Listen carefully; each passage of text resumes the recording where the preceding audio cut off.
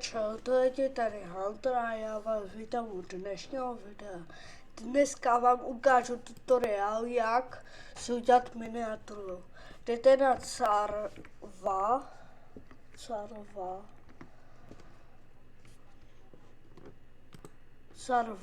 dáte Carva. Nemusíte se ani přihlašovat, ale můžete.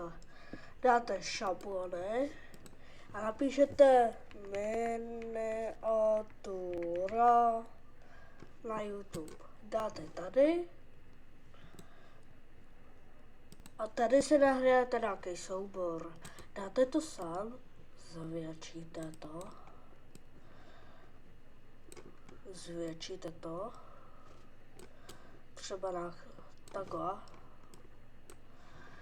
Dáte si svoji postavičku a dáte ji někam. Když jsem třeba reakční kanál, tak udělám třeba tohle. A tohle to by byl pro dnešní tutoriál všechno.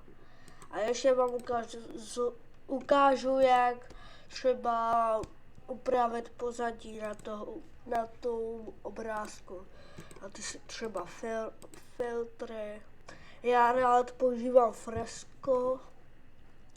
A když si to chcete ještě víc vylepšit, tak dejte rozestření. Dejte celá obrazovka